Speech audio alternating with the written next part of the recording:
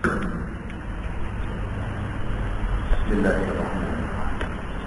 Assalamualaikum warahmatullahi wabarakatuh. Waalaikumsalam warahmatullahi wabarakatuh. Alhamdulillah rabbil nasta'in. Asyhadu an la ilaha illallah wahdahu la syarika lah. Wa asyhadu anna sayyidana Muhammadan 'abduhu wa rasuluh. Wa nusalli wa nusallim ala hadzal nabiyil karim sayyidil mursalin wa ala alihi wa sahbihi ajma'in. Amma ba'd. Ayyuhal mu'minun ittaqullah. Usikum wa iyaya bitaqwallah. Faqad fazal muttaqun. Muslimin dan muslimat, mudah-mudahan rahmat Allah Subhanahu wa ta'ala. Di dalam sebuah hadis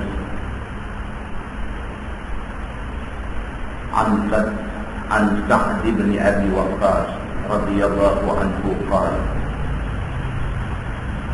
كنا مع النبي صلى الله عليه وسلم 6 نفر، فقال المشركون للنبي صلى الله عليه وسلم: اطرد هؤلاء لا يجترئون علينا. وكنت أنا وابن مسعود ورجل من هذيل وبلال ورجلان لست أسميهما. فوقع في نفس رسول الله صلى الله عليه وسلم ما شاء الله أن يقع، فحدث نفسه، فأنزل الله تعالى: أعوذ بالله من الشيطان الرجيم، ولا تطرد الذين يدعون ربهم بالغداة والعشي يريدون وجهه. صدق الله العظيم أو كما قال. Hadis sahih riwayat Imam Muslim. Daripada Sa'ad bin Abi Waqqas radhiyallahu anhu, kata Sa'ad, kunna ma'an Nabi sallallahu alaihi wasallam 6 nafar. Sa'ad bin Abi Waqqas, dia kata, kami waktu itu duduk dengan Nabi sallallahu alaihi wasallam dan kami ada 6 orang. Sa'ad bin Abi Waqqas cerita, mereka ada 6 orang duduk sama dengan Nabi. Maknanya dengan Nabi 7 orang. Faqala al-musyrikuna lin-nabi sallallahu alaihi wasallam: utrud haula ya la yajtari'una alaina. Tiba-tiba orang-orang kafir musyrikin Mekah, dia berkata kepada Nabi sallallahu alaihi wasallam, utrud haula. Orang kafir musyrikin Mekah ni, dia kata dekat Nabi, wahai Muhammad, hang nak jumpa siapa? 6 orang ni halau pergi. Ini ceritanya begitu. Nabi sallallahu alaihi wasallam dengan 6 orang sahabat nak pergi jumpa musyrikin Mekah kerana nak berdakwah. Bila sampai, musyrikin Mekah ni biasalah dengan sombong dia, dengan besar diri dia, dengan takabur dia. Mereka orang kaya, mereka orang yang berkuasa di Mekah. Jadi bila kaya ni, bila jadi orang ada kuasa ni, dia pandang orang lain ni, dia pandang mereka, dia pandang hina, dia pandang tak elok. Bila Nabi pergi nak jumpa mereka, Nabi bawa 6 orang sahabat. Bila Nabi sampai dekat mereka, dia berkata dekat Nabi, utrud haula. Dia berkata, Muhammad, hang nak jumpa siapa? Tapi 6 ekor ni halau kita lain. La yajtari'una alaina.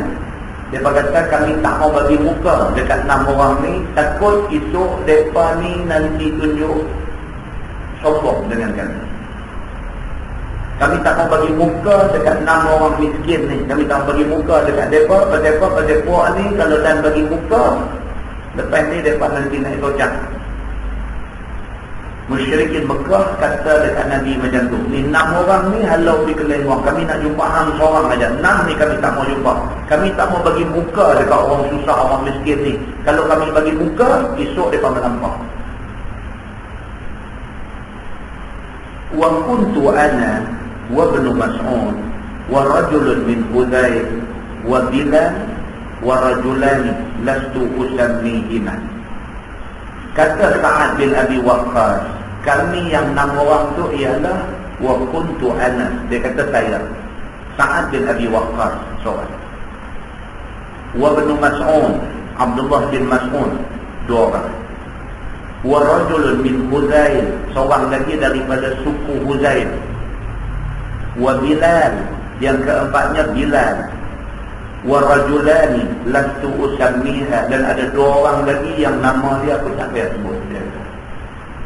Maknanya 6 orang ni bukan orang kaya. Sa'ad bin Abi Waqqas asal orang kaya, tapi bila dia masuk Islam, apabila dia ikut Nabi SAW, mak pak dia buang dia. Bahkan mak dia mogok, tak mau makan, tak mau minum. Selagi mana Sa'ad bin Abi Waqqas tak mau tinggal agama yang dibawa oleh Nabi Muhammad, maka selagi itu mak dia tak mau makan, tak mau minum air pun sedikit pun. Tapi Sa'ad bin Abi Waqqas, dia pergi jumpa mak dia. Dia kata, mak, kalau sekiranya mak nak suruh saya tinggal agama yang Nabi Muhammad bawa, saya tak akan tinggal sekali-kali. Kalau Allah takdirkan nyawa mak ada 100, tiap-tiap hari saya tengok nyawa mak jatuh satu sampai 1 hari baru mak mati, saya sanggup tengok mak mati. Tinggal agama yang dibawa oleh Nabi Muhammad, saya tak akan tinggal. Mak, dia kata, saya bukan nak derhaka mak, saya bukan nak bantah cakap mak, tapi saya nak tahu mak. Mak pun main masuk Islam sama. Ini Sa'ad bin Abi Waqqas. Kerana tu dia dihalau oleh keluarga dia jadi tak ada apa. Jadi orang miskin. Dan demikianlah sahabat-sahabat yang lain, Ibn Mas'ud, demikian juga Bilal, ini semua orang susah. Maka orang susah ni dipandang sebagai orang yang bawa penyakit oleh orang-orang kafir musyrikin. Bila Nabi mai dengan 6 orang sahabat yang susah ni, dia berkata dekat Nabi Muhammad, Muhammad, hang seorang nak jumpa tak apa, 6 ekor ni suruh pergi balik. Kami tak mau bagi muka dekat 6 orang sahabat hak miskin susah ni. Pasal apa? Kalau hari ni kami bagi muka, esok mereka akan melampau dengan kami. Fawaqa'a fi nafsi Rasulullah sallallahu alaihi wasallam ma syaa Allah an yaqa.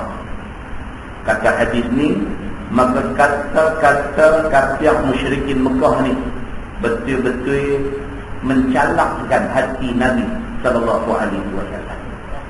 Nabi punya sayang dekat sahabat-sahabat dia. Tiba-tiba sahabat dia sayang orang Cina. Nabi SAW punya jaga sahabat-sahabat dia. Tiba-tiba sahabat yang Nabi cukup jaga ni, tiba-tiba orang Cina macam tu pergi halau depan dia. Maka kata hadis ni, fawaqa'a fi nafsi Rasulullah SAW. Maka kata-kata kafir musyrikin yang menghina sahabat-sahabat Nabi ni betul-betul memberi kesan kepada hati Nabi SAW. Tuan-tuan, kita dalam hidup kita ada orang yang kita sayang. Kita dalam hidup kita ada orang yang kita sayang. Kita sayang anak kita. Tiba-tiba satu orang langgar ni, pergi kata lebih kurang ke anak kita. Kita rasa macam mana? Betul, anak kita pun mungkin dia pun ada buat salah. Tapi cara orang tu langgar ni kata ke anak kita tu, kita pun dia meremang bulu remang juga. Pasal apa? Pasal sayang. Sayang punya pasal bila orang mai kata lebih kurang, kita dandan dia meremang bulu remang. Kita ada orang kita sayang kat mak kita sayang dekat pak kita. Dia tiba depan kita, orang hidup pandang pak kita. Kita tahu pak kita pun bukan sahabat sempurna. Dia bukan satu orang yang sampai tak ada cacat celah. Kita tahu. Tapi bila depan kita, dia hina pak kita rasa macam mana? Pasal kita sayang pak kita. Demikian Nabi SAW. Nabi sayang dekat sahabat-sahabat dia. Nabi sayang sangat dekat Bilal ni. Bilal ni Nabi sayang sangat. Bilal yang Nabi sayang ni, tiba-tiba orang main hina Bilal, orang suruh halau Bilal pergi dari. Nabi rasa sangat apa yang dikata oleh musyrikin Mekah ni. Fahaddatha nafsah. Maka Nabi SAW rasa terusik jiwa. Nabi rasa tersentuh hati dia. Nabi rasa cukup tak syuk bila orang main hina sahabat dia. Fa'anzalallahu ta'ala. Maka Allah Subhanahu wa ta'ala turun satu ayat. Ayat 52 daripada surah Al-An'am. Allah berfirman, A'udzu billahi minasyaitonir rajim. Wa la taqrudil ladzina yad'una rabbahum bil ghadati wal 'ashi yuriduna wajha. Allah turun satu ayat, firman Allah, janganlah kamu halau orang-orang yang sentiasa berdoa kepada Tuhan mereka pagi dan petang. Maksudnya orang baik-baik, orang jenis semayang, orang yang jenis hati dekat dengan Tuhan, orang yang apa sikit angkat tangan minta doa pada Tuhan. Orang yang macam ni, hampa jangan lu buat tahanan, hampa jangan lu cakap lebih kurang, hampa jangan lu halau dia ikut suka hati. Yuriduna wajhah. Kerana orang-orang yang macam ni, mereka tak ada harap lain melainkan yang mereka harap itu ialah keredaan Allah Subhanahu wa ta'ala. Turun ayat. Maka Nabi SAW pun baca ayat yang Allah buat turun tu, baca di depan kafir musyrikin Mekah semua. Nabi baca. Nabi kata orang yang hampa halau ni, orang yang yuriduna wajhah, orang yang mengharapkan keredaan Allah Subhanahu wa ta'ala. Hampa halau dia macam hampa halau aku. Nabi kata. Muslimin dan muslimat yang dirahmati Allah. Demikian Islam tunjuk dekat kita bagaimana kita disuruh supaya tidak hina orang dan tidak memandang hina pada orang. Jangan kata tak boleh hina orang. Pandang hina pada orang pun tak dibenarkan oleh agama. Kalau pandang hina pun tak boleh, apatah lagi nak menghina orang. Sudah tentu agama tak benar kita buat kerja-kerja yang macam ni. Di dalam sebuah hadis riwayat daripada Abi Hurairah radhiyallahu anhu, kata dia, qala Nabi sallallahu alaihi wasallam, rubba ash'atha arba madfu'in bil abwab law aqsama 'ala Allah la abarra, atau kama qala, hadis sahih riwayat Imam Muslim. Daripada Abi Hurairah radhiyallahu anhu, Nabi sallallahu alaihi wasallam bersabda, Nabi kata rubba, kadang-kadang Nabi kata rubba makna dia tekoh-tekoh, kadang-kadang ash'atha arba, satu orang yang rambut teronik tak tertikat, arba, satu orang yang badan berdebu, badannya berdebu.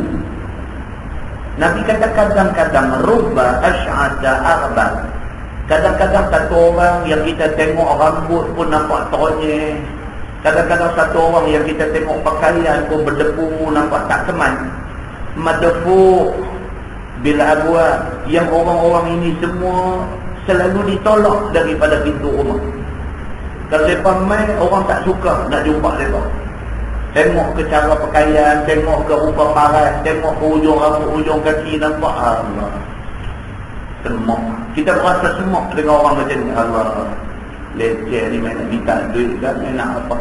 Orang yang macam ni, Nabi kata rubba, kadang-kadang orang yang macam ni, lau aqsama 'ala Allah la abarra, kalau dia angkat tangan minta dekat Tuhan, Tuhan bagi dia. Maksud hadis ni ialah Nabi kata kita jangan sukat orang zahir dia kata. Kita jangan tengok satu orang, kita jatuh satu hukum dekat dia. Tengok pun nampak dia ni pelik. Jangan. Kadang-kadang orang yang kita nampak macam lekeh, macam hina, macam tak ada apa, kadang-kadang orang macam ni di sisi Allah Subhanahu wa ta'ala kedudukan dia cukup baik. Sekira-kira dia angkat tangan, Nabi kata lau aqsama 'ala Allah, kalau dia bersumpah atas nama Allah Subhanahu wa ta'ala, la abarra, Tuhan akan laksanakan sumpah dia. Kita pergi buat lebih kurang kat dia, kita buat tahana dekat dia, dia angkat tangan minta, kadang-kadang Allah Subhanahu wa ta'ala makbulkan permintaan dia binasa kita. Di dalam sebuah hadis riwayat daripada Usama radhiyallahu anhu, anin Nabi sallallahu alaihi wasallam qala, qumtu ala babil jannah fakana 'ammatu man dakhalaha al-masakin wa ashabul jaddi mahbusun ghaira anna ashaban nar qad umira bihim ila an-nar wa qumtu ala babin nar fa idza 'ammatu man dakhalaha an-nisa atau kama qala, hadis sahih muttafaqun alaih. Daripada Usamah radhiyallahu anhu, kata dia Nabi sallallahu alaihi wasallam bersabda, Nabi kata, qumtu ala babil jannah, aku berdiri di pintu syurga. Nabi beritahu dekat sahabat dia, Nabi kata aku berdiri di pintu syurga. Ada setengah ulama kata hadis ni menceritakan tentang Nabi sallallahu alaihi wasallam semasa dibawa dia dalam peristiwa Isra dan Mi'raj. Dia guna perkataan past tense, dia guna perkataan yang telah lepas, fi'il madhi. Nabi kata qumtu, aku telah berdiri di pintu syurga. Fakana 'ammatu man dakhalaha al-masakin. Nabi kata Allah bagi peluang dekat aku berdiri di pintu syurga. Aku tengok kebanyakan yang masuk syurga ni orang miskin. Nabi kata, wa ashabul jaddi mahbusun. Sedangkan orang-orang kaya yang ada duit ringgit banyak, ada kemewahan hidup dan sebagainya, mahbusun. Mereka ini dihabas, ditahan daripada masuk awal. Bukan kata orang kaya tak masuk syurga, tapi lambat masuk.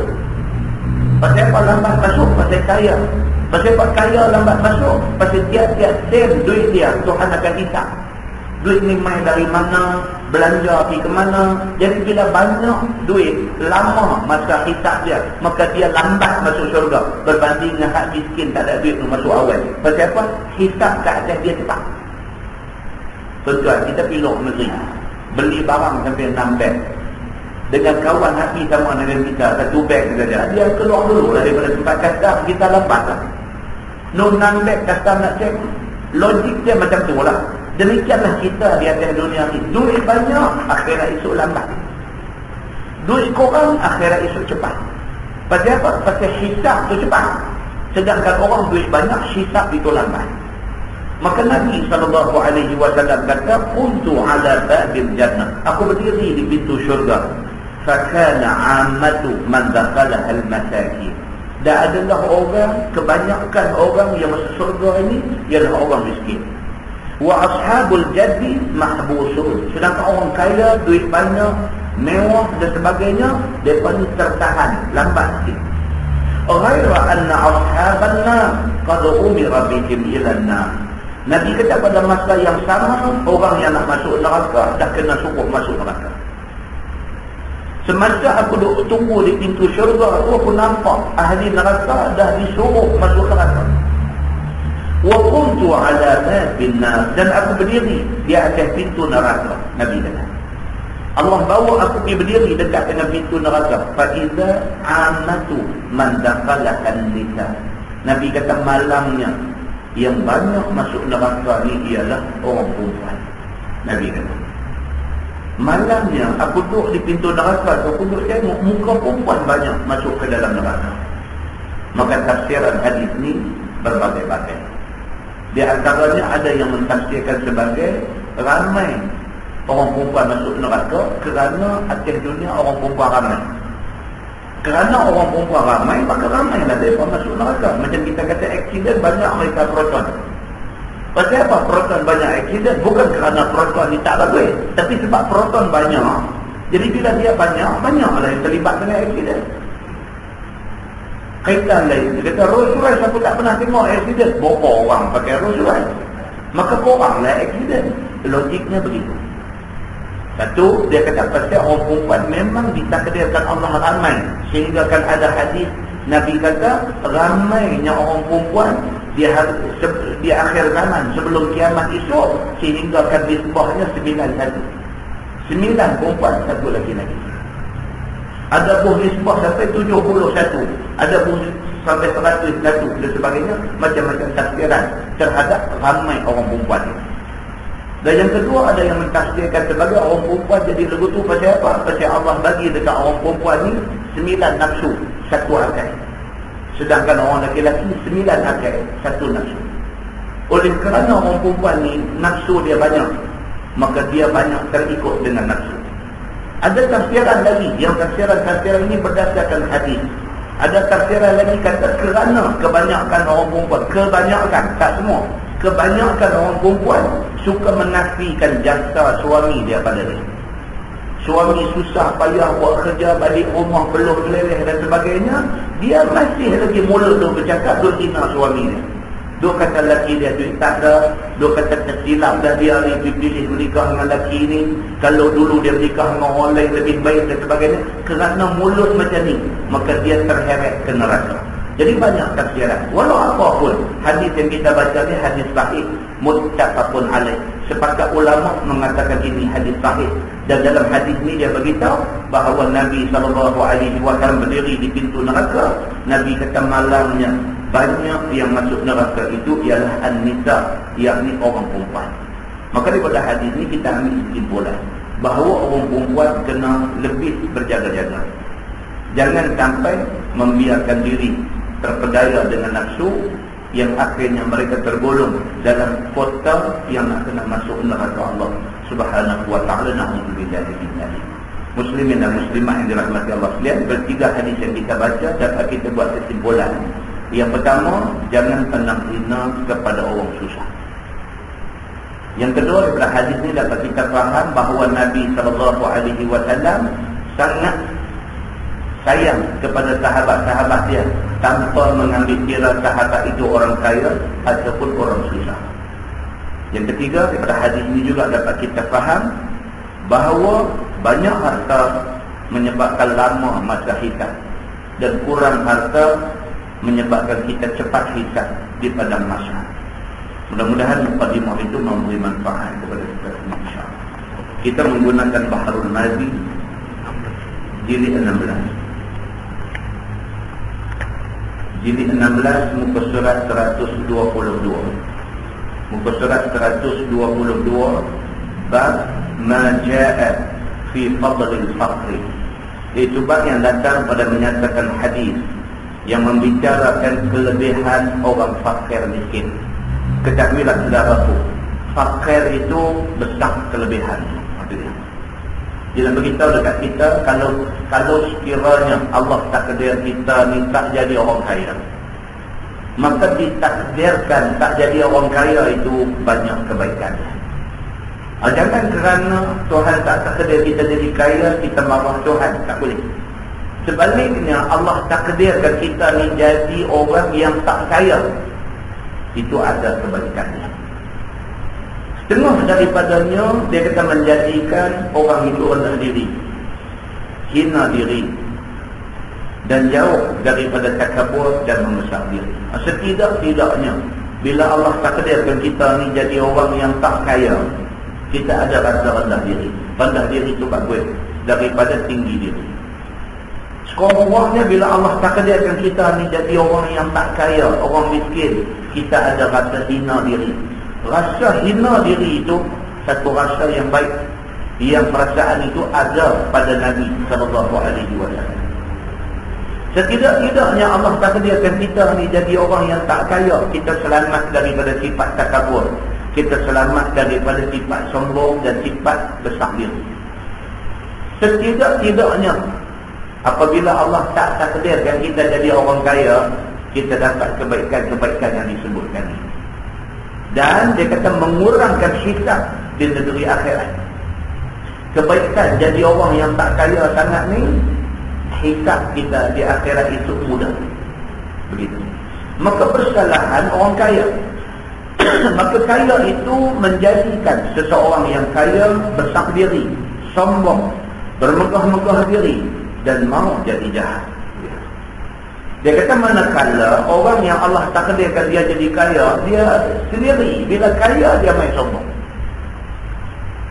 Sendiri. Kadang-kadang tu kerana kaya, kerana duit banyak, automatik dia main rasa sombong tu dia main. Tak boleh orang main bodoh sikit jenis sebelelak macam nak telok di mata. Pasal apa? Pasal kaya. Kaya punya pasal ni hampir tak boleh. Orang main perendah sikit, orang main bodoh sikit pun air.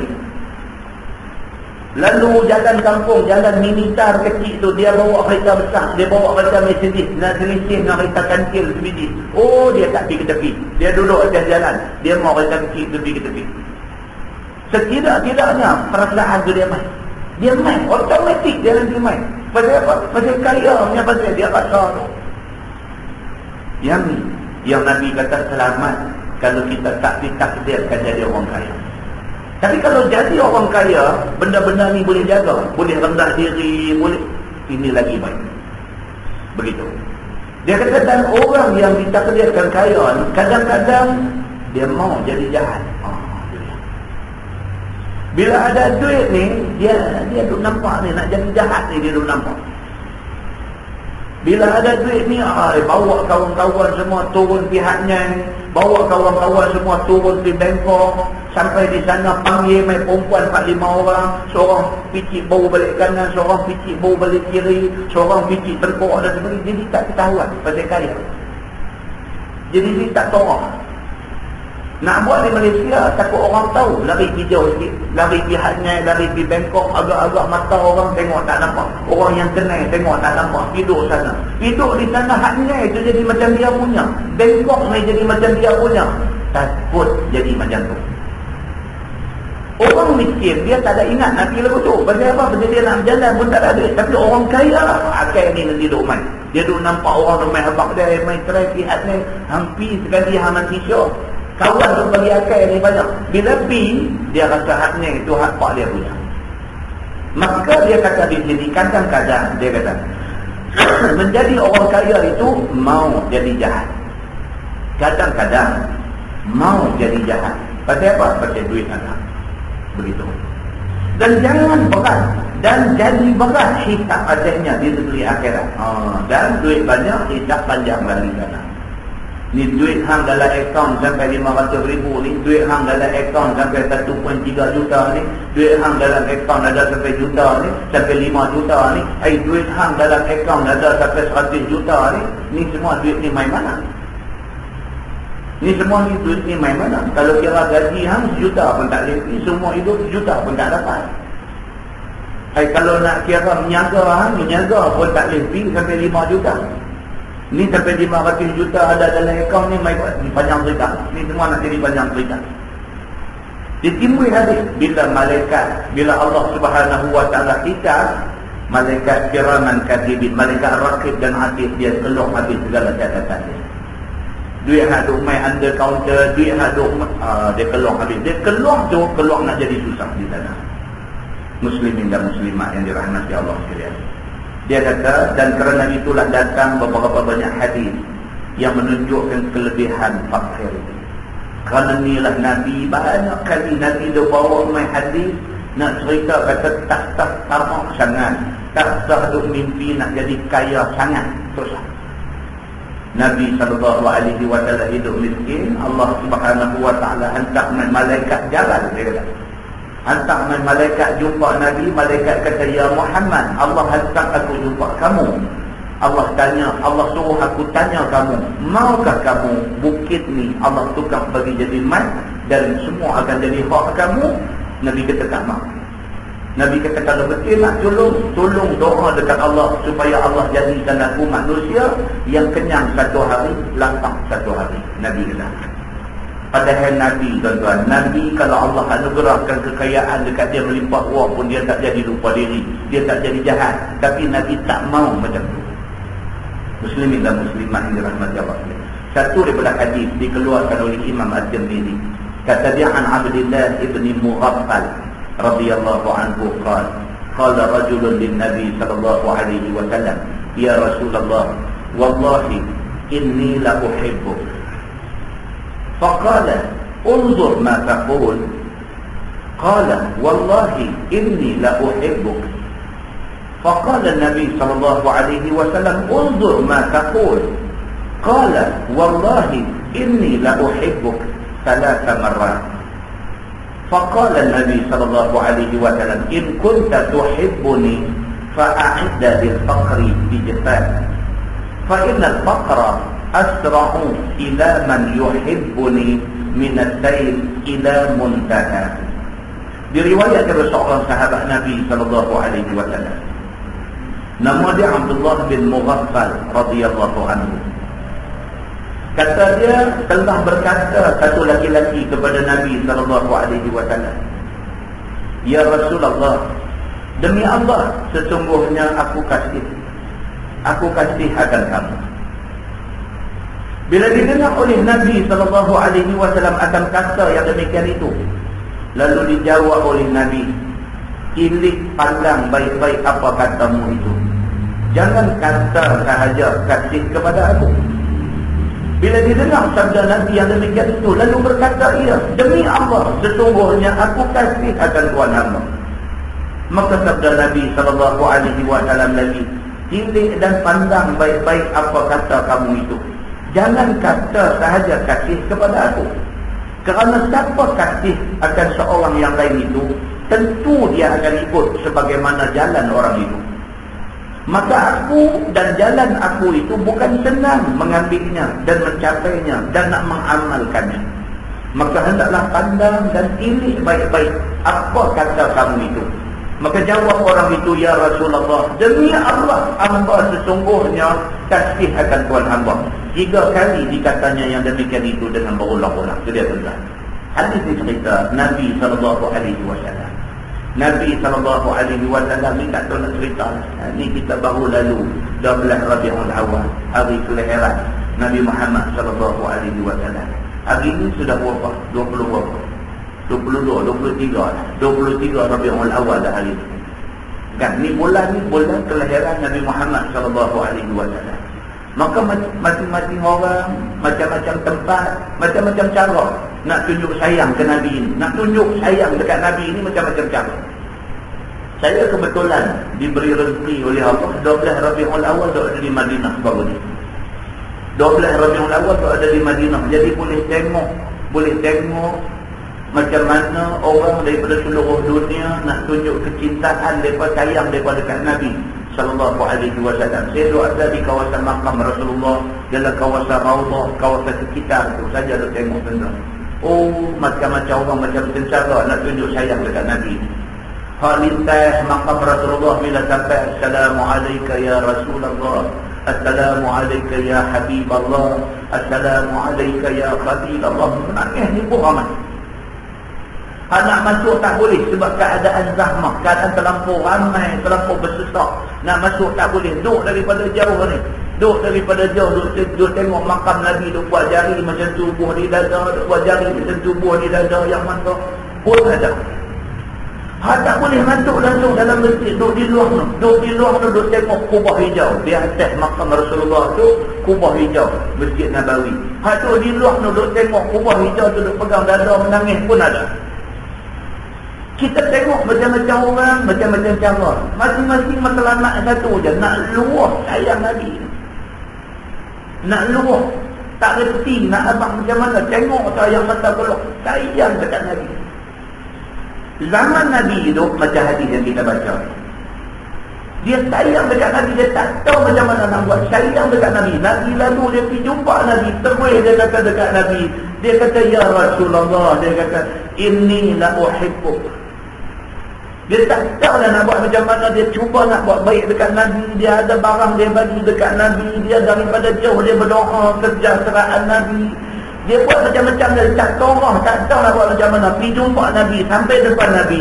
"Ya Rasulullah, wallahi inni la uhibbuk." Di depan Nabi kata, "Ya Rasulullah, wallahi demi Allah, inni la uhibbuk." Aku sayang dekat kamu. Tak tahu nak abang macam mana. Sebab Nabi SAW ajak sahabat macam tu. Pernah dalam satu hadis lain, satu sahabat dia suka dekat satu sahabat lain. Tapi dia suka, dia tak tahu nak dia abang suka tu macam mana. Dia cuma duk suka apa tu. Dia tengok kawan tu, dia suka. Apa kawan tu buat, dia nak buat. Dia suka. Maka dia mengadu dekat Nabi. Dia kata, ya Rasulullah, aku suka, aku sayang dekat kawan tu. Nabi tanya dia. Nabi kata, kamu beritahu tak dekat dia? Kata, kamu sayang dia. Sahabat ni kata, tak. Nabi kata, kamu pergi jumpa dia. Kamu beritahu dekat dia, kamu sayang dia. Ini sunnah Nabi. Nabi suruh macam tu. Kita suka kat satu orang, kita pergi dekat dia, depan dia kita, abang, aku sayang dekat ni. Kaum perempuan tak boleh lah. Dia bila tengok bini orang, bila tumpang siang pula, bila orang aku cintakan, Nabi suruh pula dia. Nabi tak suruh tu. Nabi suruh laki-laki sama laki-laki tunjuk sayang kita dekat dia. Maka sahabat Nabi, oleh kerana itu ajaran Nabi, maka yang dia sayang tu Nabi, maka dia pergi jumpa Nabi, maka dia luahkan perasaan dia dekat Nabi.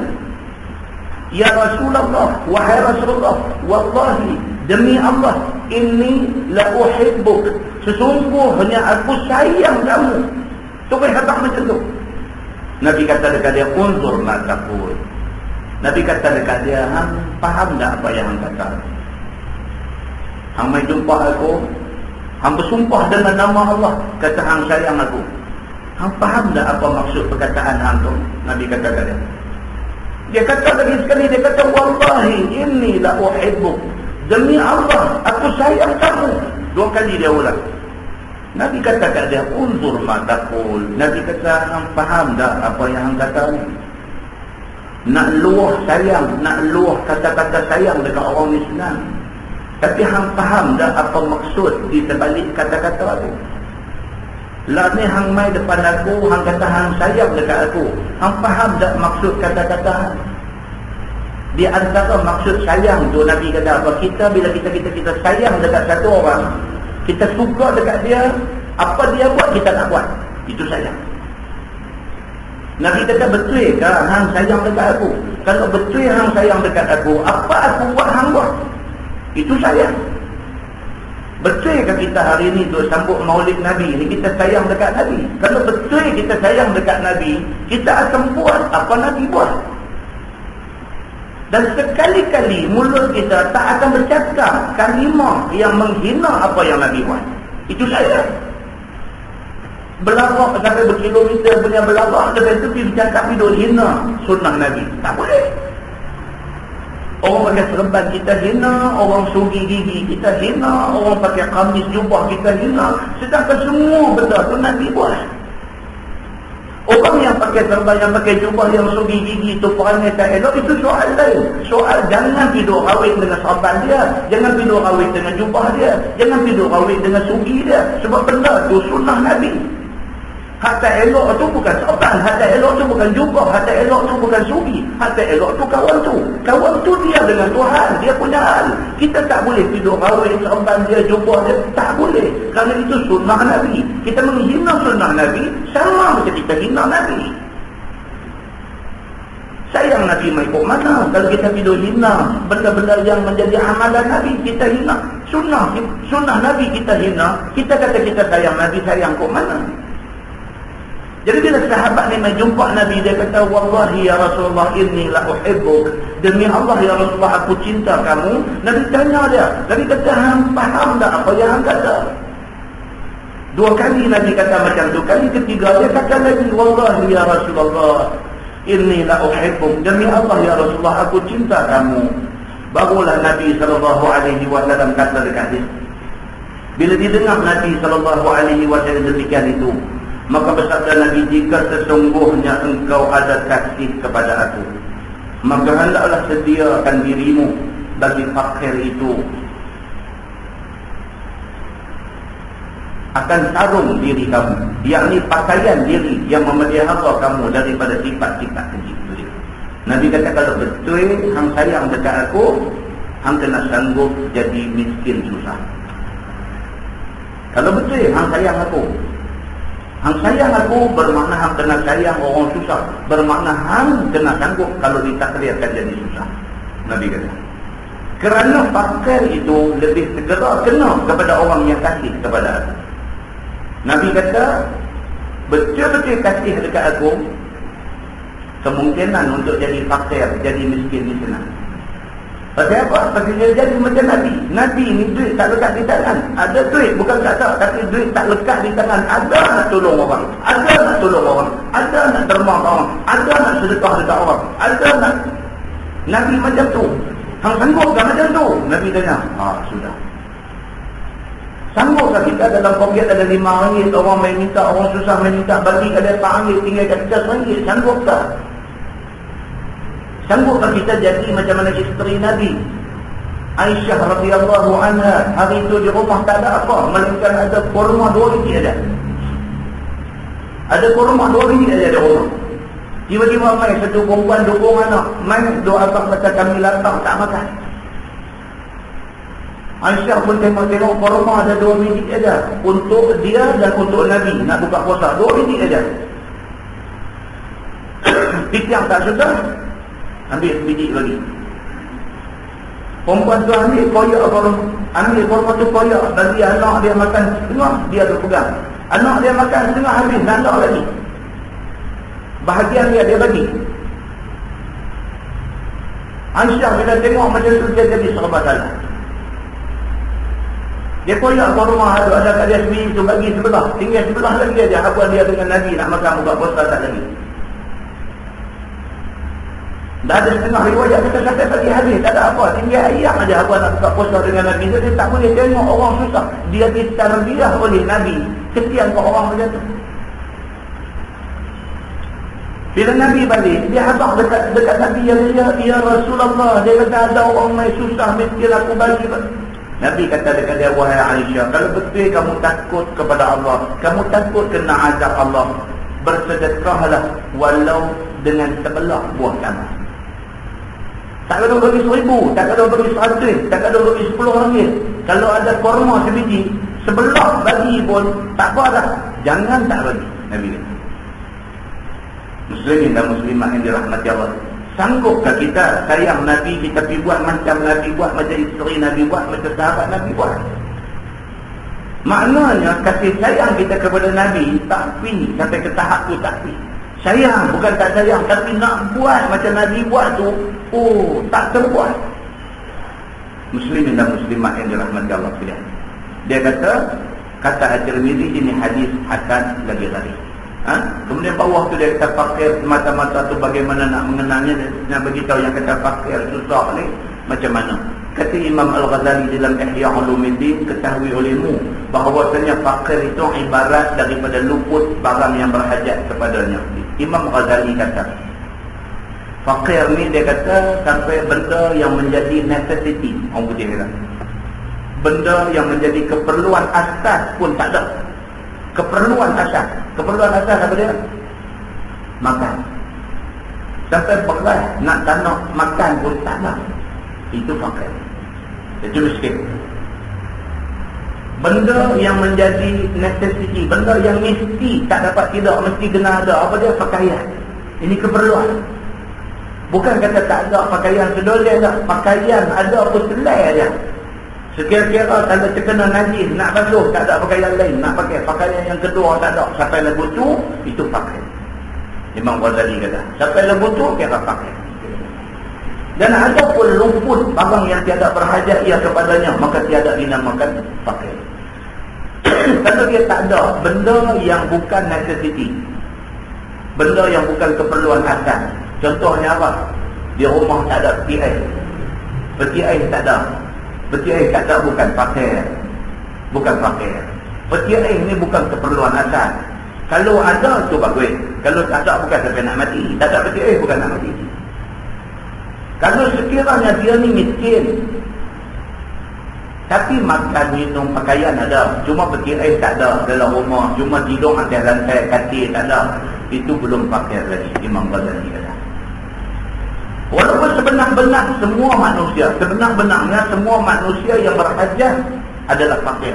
Quran sebut, dia kata apa? Wallahul ghani wa antumul fuqara. Quran kata Allah itu yang maha kaya, wa antumul fuqara. Tapi kamu semua manusia semuanya fakir, fuqara semua. Maksud ayat ni ialah apa? Selagi mana kita ni berhajat, maka selagi itu kita ni fakir. Itu fakir yang bukan yang dimaksudkan oleh yang kita baca. Hakikatnya semua kita ni fakir. Pasal apa? Pasal kita ni tak cukup. Kita sentiasa berhajat kepada pertolongan Tuhan. Selagi mana kita berhajat, maka selagi itulah kita ni fakir. Contoh apa? Kita berhajat kepada kesihatan. Kita berhajat kepada kesihatan kalau sekiranya Allah bagi kita sakit. Kan?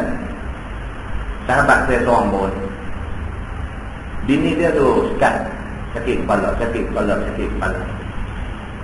Dia ingat pun sakit kepala biasa lah, lumuk minyak kapur, minyak calang lah, apa lumuk. Perintah awal tu lumuk hilang lah. Makin lama makin duk sakit, merasa macam orang duk tokak, macam orang duk gigit kepala, sakit. Pergi cari ubat di farmasi, makan pil killer. Bila makan, dia potonglah sakit tu. Lama-kelamaan makan pil killer, makan ubat nak potong sakit pun tak boleh. Dia sakit juga, dia sakit. Sampai satu mereka mata dia kelabu. Apa hal ni? Dia main satu peringkat pula, mata dia bila tengok nampak sekerat-sekerat. Dia tengok orang nampak kepala sampai pinggang, kaki tak ada. Goncang kepala tengok nampak penuh. Tengok pula nampak kaki sampai pinggang dia, kepala tak nampak. Goncang nampak penuh. Kepala tu sakit tak mahu nak habis juga. Pergi dekat air spesialis pula pasal mata tu jadi terkutuk. Cadang buat sering mata tu sakit juga. Fikir lagi, especially kata Allah macam ni lah, try pergi buat MRI, CT scan ke apa ke, pergi try hat tangannya sikit, tengok buat ada apa hal dalam kepala. Pergi buat, bila pergi buat tengok nampak ada tumor, ada pertumbuhan brain tumor. Yang direngkahkan cerita, akhirnya pergi buat operation. Ni operation ni dia buang dagu ni dia buang dalam dagu kita ni, Tuhan buat ni, dia boleh buka buang buh dalam bekas, tinggal gigi atas saja. Dia operate daripada atas langit-langit, dia potong atas langit-langit tu, daripada situ dia akses di otak. Dulu orang operate kepala ni, buang tempurung kepala ni, nak tengok apa dalam kepala, lam yang style masuk kutu pula. Dia buang dagu ni, dia potong langit-langit tu, masuk di otak, buang kawasan tumor tu semua, potong buang, bagi apa semua rawatan, buh balik. Tuan-tuan, satu orang punya habuan dengan satu orang punya habuan tak sama, tuan-tuan. Malam ni Alhamdulillah kita sehat. Minggu depan, bulan depan, tahun depan, 5 tahun ke depan, 10 tahun ke depan, kita tak tahu habuan apa Tuhan nak bagi kat kita. Maknanya nama kata manusia ni berhajat kepada Allah, berhajat supaya Allah kekalkan kesihatan sampai kita mati. Biarlah kita mati dalam keadaan sehat, tak mati melarat sakit sampai anak pinak jadi sama. Minta jauh, fitnah hati dunia ni minta jauh. Sakit sehari tak apa, sakit seminggu tak apa, sakit sebulan tak apa, sampai setahun tu sakit, sampai 5 tahun, 10 tahun tu sakit. Anak-anak pun daripada sayang dia jadi belah. Dia jadi belah.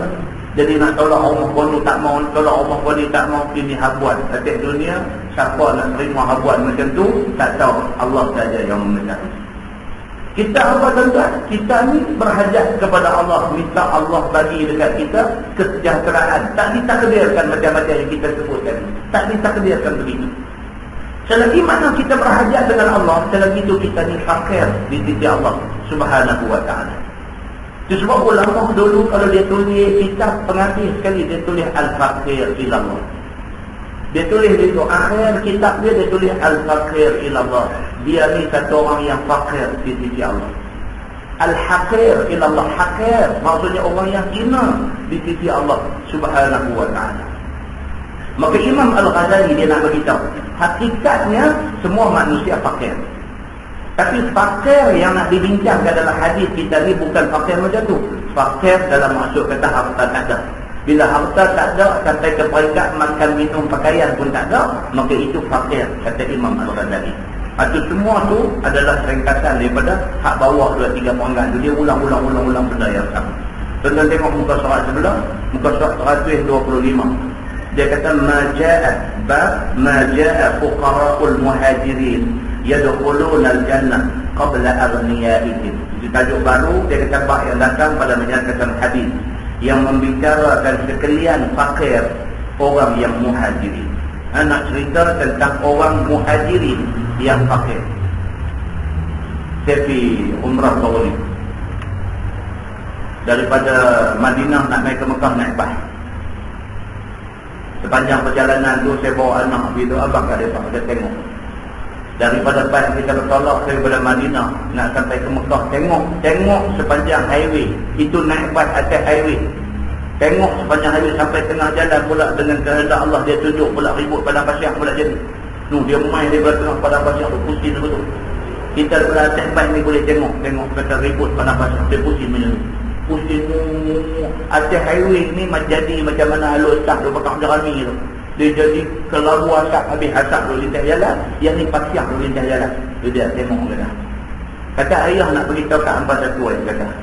Kau boleh bayang macam mana Nabi dengan sahabat-sahabat dulu hijrah daripada Mekah ke Madinah. Tak ada highway, tak ada bas. Rentas padang pasir, lain daripada pasir, batu pejai tajam-tajam dia. Tengok. Macam mana Nabi lalu dulu. Tengok. Benda macam ni tuan-tuan bila tengok dia menyentuh hati kita.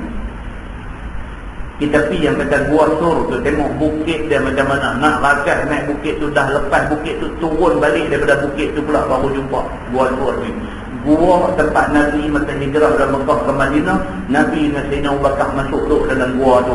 Yang kemudiannya labah-labah main buat sarang apa semua, Nabi duduk dalam. Yang kalau jengking keluar Abu Bakar bila tengok kalau jengking dia tutup lubang kalau jengking dengan kaki dia. Dia kena ketip dengan kalau jengking, merah padah muka dia. Tak boleh tahan sampai bunyi mengerang, tahan sakit. Nabi jaga daripada tidur. Nabi kata pasal apa Abu Bakar? Abu Bakar kata tak ada apa. Nabi tengok kaki dia duduk katuk lubang. Nabi tarik tengok kalau jengking tu gantung di ujung kaki dia. Nabi golek kepala. Nabi kata la takhaf wa la tahzan, innallaha ma'ana. Abu Bakar tak usah takut, tak usah susah hati. Allah sama dengan kita. Kita pergi tengok tu nak naik bukit tu, nak boleh sampai ke Gua Sur tu pun Allahu Akbar. 2 jam. Kalau naik lagu kita ni 2 jam naik pelan-pelan. Habis laju orang boleh buat sejam. Macam mana Nabi lalui benda ni semua? Bukan apa tuan-tuan? Bukan untuk kesenangan Nabi, tapi untuk nak bawa Islam, nak main ke kita aja. Bolehkah kita hari ni buat lebih kurang dengan Islam yang kita terima? Muslimin dan muslimat yang dirahmati Allah. Kita tengok benda ni. Pergi tengok yang kata Gua Hira. Tempat Nabi hidup berkhalwah, Nabi hidup beruzlah, Nabi duduk seorang diri dia. Pasal apa? Pasal Nabi tak boleh tahan dengan jahiliah yang ada di Mekah ni. Dengan arak, dengan perempuan, dengan bunuh anak, dengan Nabi tak boleh tengok benda-benda ni menyakitkan jiwa Nabi. Nabi bawa diri dia hidup uzlah dalam Gua Hira, duduk bertafakkur, mengenangkan kebesaran Allah Subhanahu wa taala.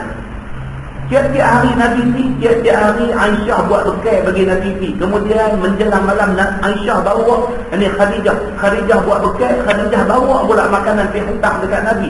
Daripada bawah ni nak pergi ke Gua Hira tu pula Khadijah boleh pergi tiap-tiap hari, tuan-tuan.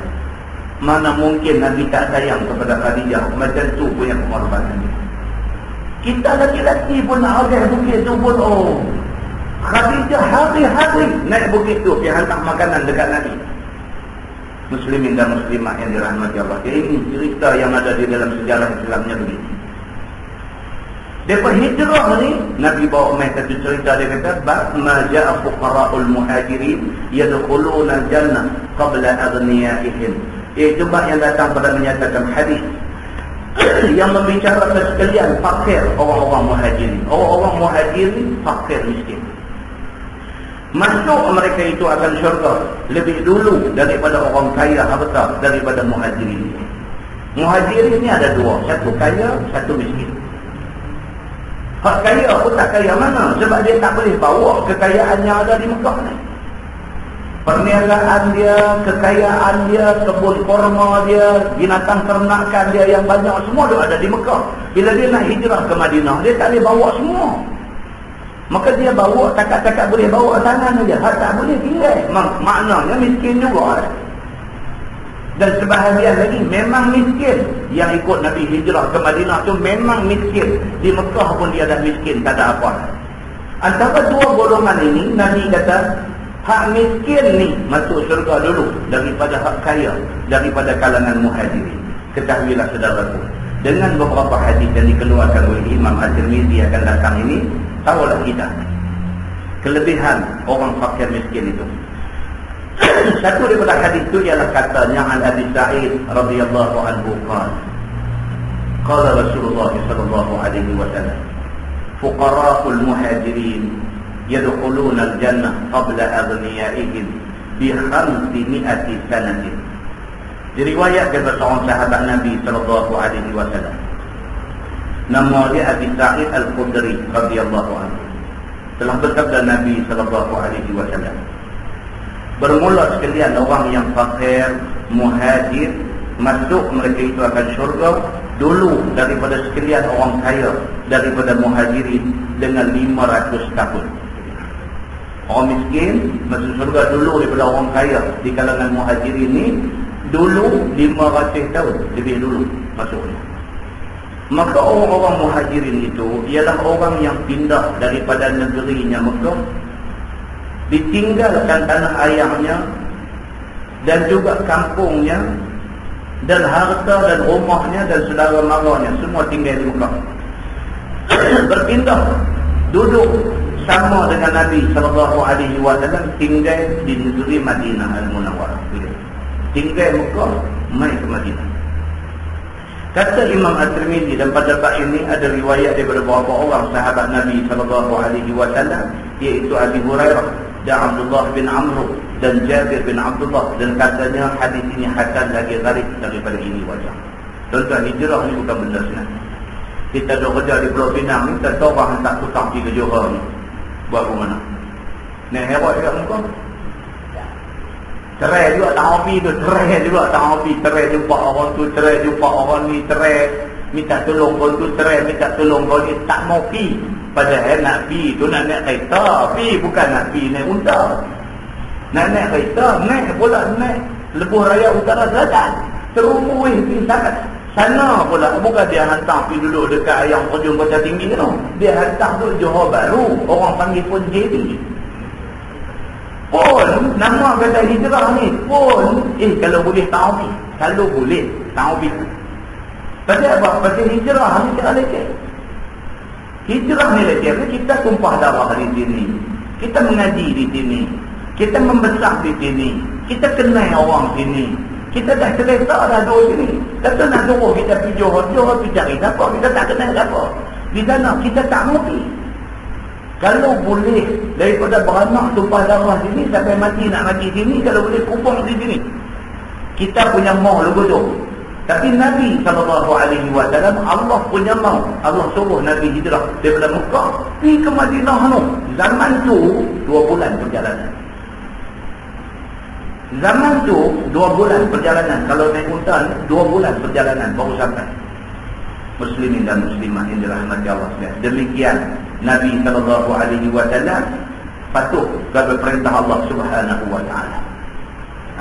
Baik, dia kata masalah hidup dalam miskin itu dipuji oleh syarak kita.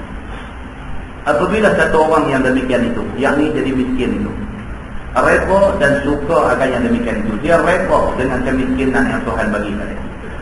Dia redha, Tuhan bagi banyak ni Tuhan bagi, aku percaya ini yang terbaik untuk aku, Tuhan bagi. Redha.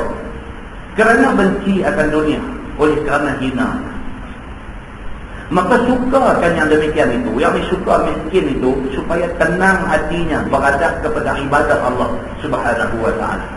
Bila harta benda korang, hati kita ni dia korang nak fikir pasal harta benda banyak. Harta banyak, nak pergi Kuala Lumpur 3 hari pun takut orang masuk rumah. No dalam rumah tak ke betul mai ke, tak ke bidang mai ke, kalau dalam rumah tak tahu. Nak pergi Kuala Lumpur no dia susah hati.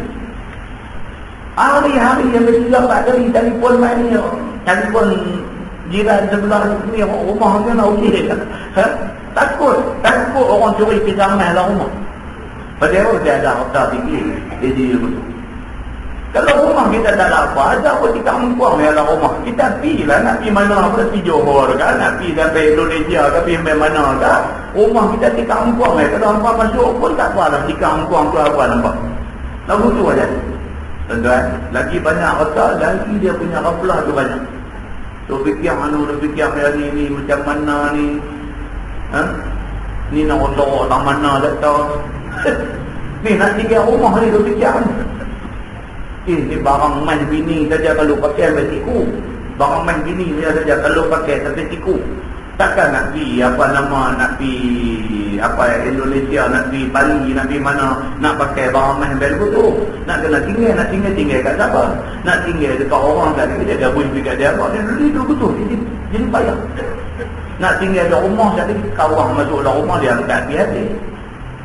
Nak tinggal tak mana hidup bijak-bijak. Oh, tinggal balik tonggas. Dia dah punya tu susah. Hidup alih tonggas, dapur simpan belakang tonggas lah apa. Susahlah ya Allah. Nak tinggal tempat yang agak-agak orang tak bijak ni. Kan dengan lah ni baru cerita. Kan awak masuk rumah lah ilah Allah di kawasan kita ni. Satu malam sampai 4-5 biji rumah tu kena. Satu malam sampai 4-5 biji rumah kena. Bukan cakap masuk curi barang saja. Lagu tu pakai telefon lah. Telefon pergi sampai mana Indonesia, mana Allah tu. Itu main-main bil tu dia tembang sampai 2 jam. Mana kawan tu dalam rumah tembang 2 jam. Kita tak sedar. Macam ni bila cerita di rumah tak bisa hadir lah. Kan, curi habis. Daripada kok plastik tu. Kok plastik. Satu masa dulu lah. Masa kelang semua bagus. Budak-budak kerja kelang banyak apa semua. Lah kelang tu tutup. Satu kelang tu tutup. Budak tak ada kerja makin ramai. Dulu masa dapat kerja kelang dulu sebulan boleh dapat 700-800 ringgit campur dengan overtime dengan papi sampai 1,300-1,400 dulu. Masa tu jumpa getah sekerap ni kota sepak getah sekerap ni jumpa sepak lah ni kelang tutup balik tak ada kerja. Getah sekerap boleh baca balik balik. Dia curi getah sekerap ambil dijual. Keadaan ada main macam tu. Ni dengan harga barang duk naik lah ilah Allah. Hampir tak turun tu. Harga barang duk naik dah seperti ferry pun naik lagi. Amai tambang baik kat teksi tak apa kat semua tak mau naik baik, tak mau naik teksi minyak naik harga kena juga. Habis roti canai pun naik harga sampai kereta pun naik harga sampai habis semua. Dan kerak oleh pun naik harga. Tak ada hashtag pun yang gerak boleh naik itu. Tuan-tuan, lah KFC, Kentucky Fried Chicken, mereka buat satu baru punya produk mereka ni, apa kari-kari apa tu. Mereka pun cari kerapoleh tak ada lah ni. Tanya pula siapa boleh supply kerapoleh. Seminggu dia mau 1 tan kerapoleh. Ada restoran satu Malaysia. Dia mau seminggu 1 tan kerapoleh. Kita pun datang balik tengok ada sepokok kerapoleh rumah ni bukan 1 tan. Yang ni nak bagi seminggu stay boleh lah bagi.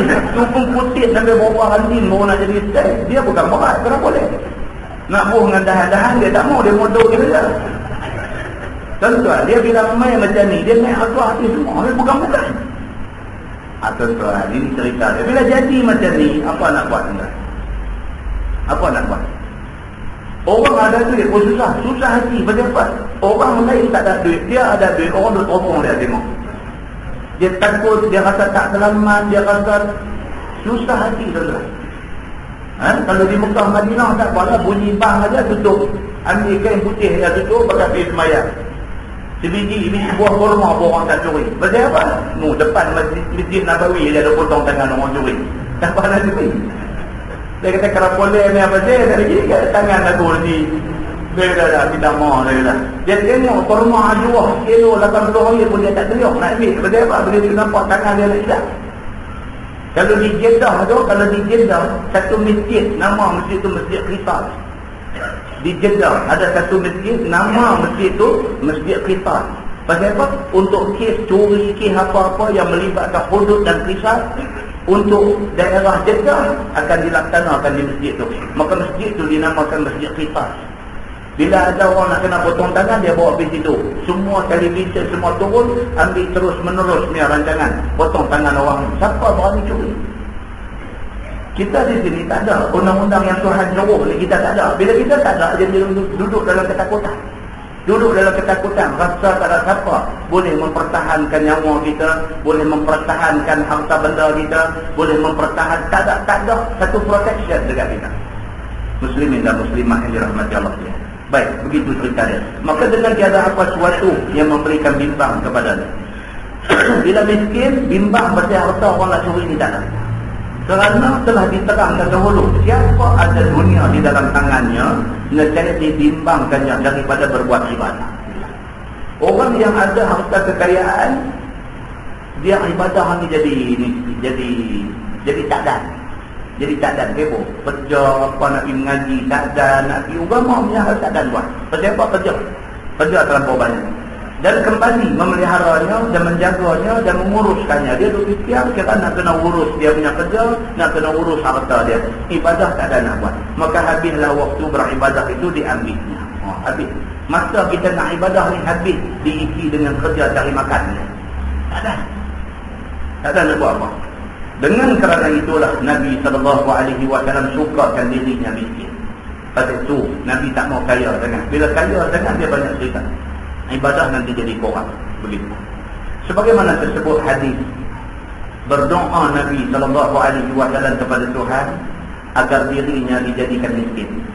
Maka hadis dikeluarkan oleh Abu Isa At-Tirmidzi. Kata dia an Anas anna Rasulullah SAW qala Allahumma ahyini miskinan wa amitni miskinan wahsyurni fi zumratil masakin Yaumul Qiyamah. Diriwayatkan oleh seorang sahabat Nabi SAW. Nama dia Anas bin Malik radhiyallahu anhu. Anas bin Malik ni riwayat hadis ni. Tapi tuan-tuan, Anas bin Malik sendiri kaya. Anas bin Malik sahabat Nabi yang cukup banyak meriwayatkan hadis.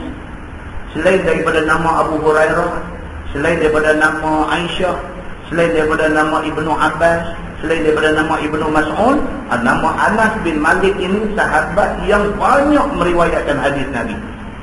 Anas bin Malik ni daripada dia kecil-kecil Nabi doa dekat dia. Nabi doa supaya Allah jadikan Anas ni kaya harta dan kaya anak. Ternyata makbul doa Nabi SAW. Anas bin Malik sampai mati dia satu orang yang cukup kaya, harta benda banyak, anak pun ramai. Anak dia 99 orang. Anas bin Malik ni anak dia 99 orang. Dan dia orang kaya. Tapi kaya Anas bin Malik ini, kekayaan itu tak melekat di hati. Kekayaan itu tak melekat di hati dia. Ramai sahabat Nabi kaya, Sayyidina Abu Bakar kaya, Sayyidina Umar kaya, Sayyidina Uthman bin Affan kaya, Abdurrahman bin Auf kaya, ni Anas bin Malik kaya. Ramai sahabat Nabi orang kaya. Yang miskin ni Nabi. Tapi sahabat yang kaya ni, mereka ni menjadi funder, menjadi orang yang membiayai dakwah Nabi SAW. Begitu. Baik, bahawasanya Nabi SAW bersabda, Anas bin Malik kata, Nabi bersabda, ya Tuhanku, hidupkanlah olehmu akan daku hal keadaan aku orang miskin. Nabi minta macam tu. Nabi angkat tangan minta dekat Tuhan, Allahumma ahyini miskinan. Ya Allah, jadikanlah aku ni di kalangan orang miskin. Wa amitni miskinan, matikanlah aku dalam keadaan miskin. Wahsyurni fi zumratil masakin, dan himpunlah aku di hari akhirat itu bersama dengan orang-orang miskin. Kita tuan-tuan malam ni pusakkan kita baca yasin minta apa? Minta kaya.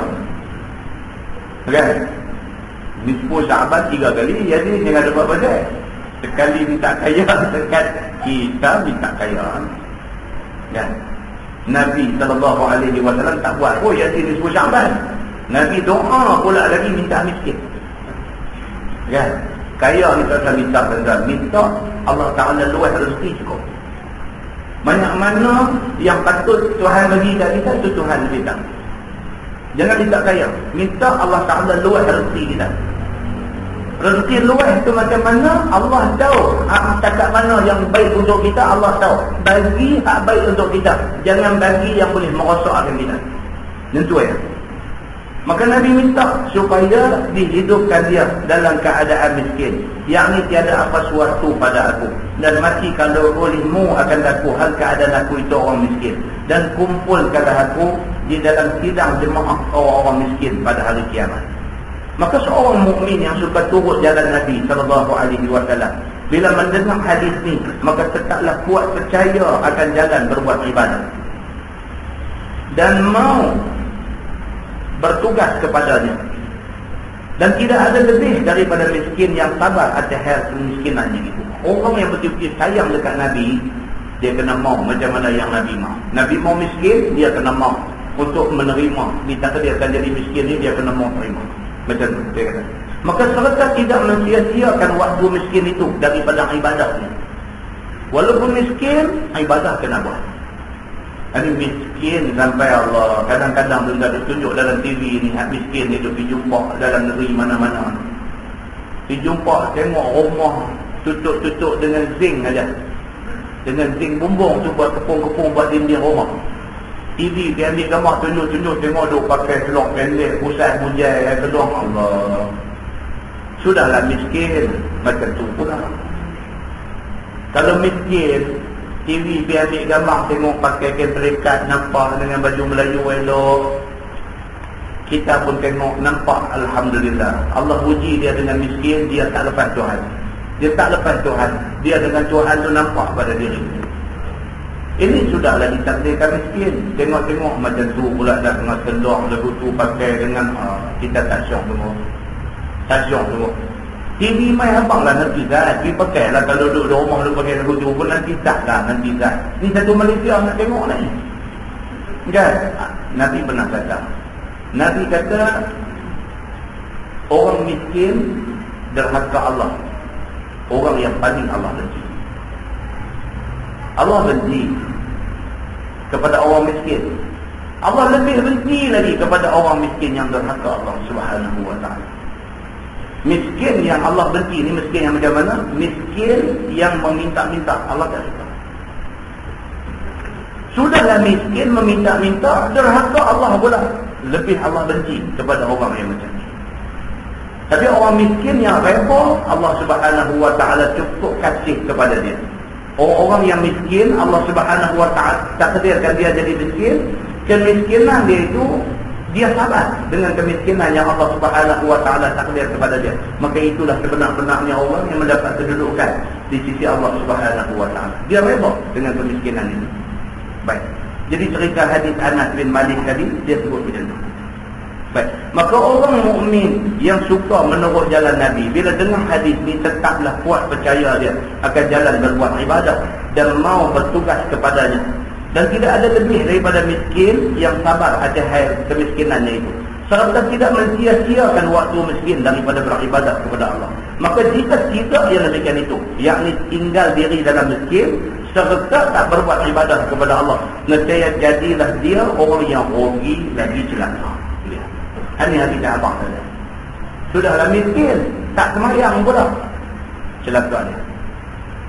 Sebagaimana tersebut dalam sebuah hadis, Nabi SAW bersabda, Nabi kata, Inna ashqal ashqiyai man ijtama'a alaihi faqrud dunya wa azabul akhirah.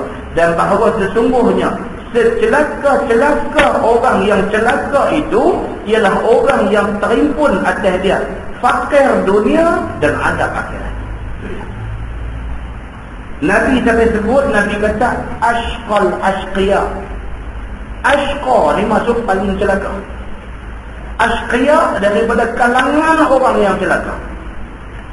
Secelaka-celaka daripada kalangan orang yang celaka. Makna dia ni paling celaka. Siapa dia? Orang yang terimpun ijtama'a alaihi faqrud dunya wa azabul akhirah. Atas dunia dia fakir miskin, akhirat itu azab aja yang akan kena dia. Ini manusia paling celaka. Kalau atas dunia orang kaya senang lenang, mati masuk neraka, sekongkong ni dia dah rasa senang atas dunia. Walaupun kita tak mau macam tu. Ini atas dunia miskin, papa kedana, melarat sampai apa pun tak ada, meminta-minta dan sebagainya, tak semayang pula, derhaka Allah pula, akhirat itu azab aja dia tunggu dia. Nabi kata inilah ashqal ashqiya, orang yang paling celaka di kalangan orang yang celaka. Dunia pun tak dapat, akhirat pun tak dapat apa. Yang dapat azab semata-mata. Na'udzubillah min dzalik. Begitu. Bila didengar oleh seorang daripada isteri Nabi SAW akan Nabi berdoa suka jadi miskin itu, maka ia pun lalu bertanya sebagai kata rawi, faqalat Aisyah, lima ya Rasulullah? Qala innahum yadkhuluna al-jannah qabla aghniyaihim bi 40 kharifah. Maka kata Aisyah kepada Nabi, kenapa ya Rasulullah tuan hamba doa minta hidup dan minta mati dalam miskin? Isteri Nabi bila dengar Allah awaklah dia hidup minta hidup miskin mati miskin dia miskin seorang tak pernah dengan kita sekali miskin kalau dia miskin. Jadi Aisyah bila dengar macam tu jadi muskil. Pasal apa dia Nabi nak minta hidup miskin, nak minta mati dalam keadaan miskin, minta bangkit di akhirat itu nak bangkit duk sama-sama dengan orang miskin. Maka Aisyah muskil. Aisyah tanya Nabi, pasal apa minta miskin ya Rasulullah? Jawab Nabi SAW, kerana orang miskin itu masuk syurga dahulu daripada orang kaya, daripada mereka itu 40 tahun. Nabi kata orang miskin yang sabar atas kemiskinan ni masuk syurga 40 tahun dulu daripada orang kaya. Orang kaya yang baik-baik. Begitu. Masalah orang miskin masuk syurga dahulu daripada orang kaya.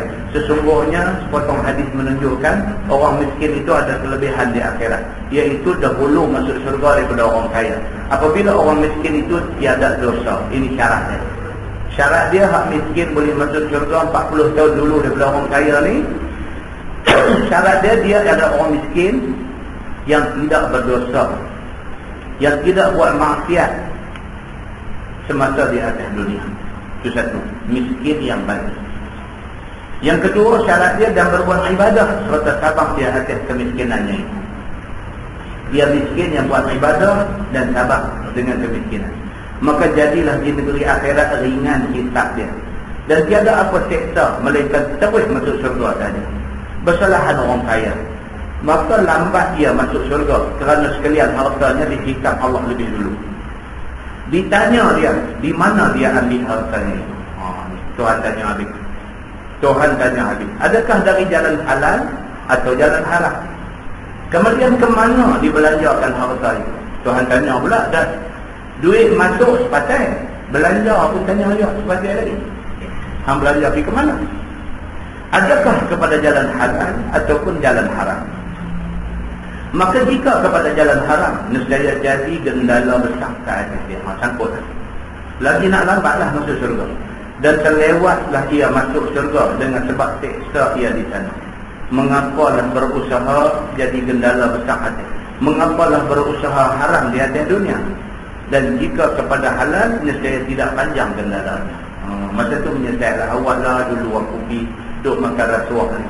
Awaklah dulu duk menyesallah. Awaklah dulu aku tak ambil benda halal saja. Menyesallah, masa tu menyesal. Maka masuk ke syurga aku. Tetapi terkematian juga ia masuk syurga itu daripada orang miskin yang fakir. Setelah selesai hisab dia, kalau dia ada dosa, ada duit masuk jalan haram dan sebagainya, kena pergi neraka dulu. Dah habis azab di neraka selesai, baru masuk syurga. Maknanya masuk syurga itu lewat daripada orang miskin yang sabar, yang reda dengan kemiskinan tadi. Kerana hisab tadi sekira-kira ambil masa 40 tahun lamanya. Kemudian sabda Nabi SAW lagi bagi nasihat kepada Aisyah. Nabi kata, ya Aisyah, la taruddi al-miskin walau bisyirqi tamrah. Nabi kata, wahai Aisyah, jangan kamu tolak orang yang miskin yang datang minta sedekah kepadamu.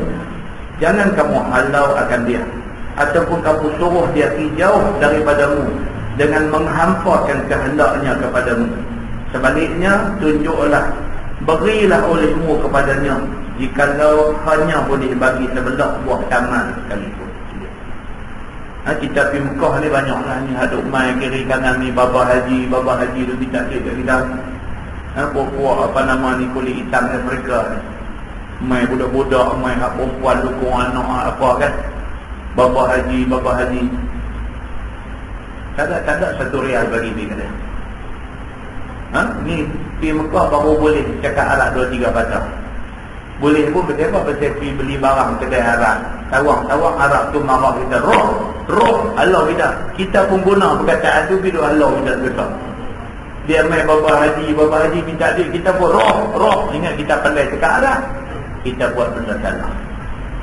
Dan kalau betul-betul tak bawa duit, abang kata tak bawa. Mati pulus. Cakap dah, mati pulus. Aku tak ada duit.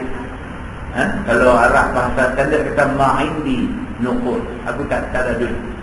Abang, pulus mati. Tu pun boleh dia kira pulus mati. Pulus tak ada. Kata. Ataupun boleh. Ilek. Pun boleh dia. Dia kan abang kata tak ada.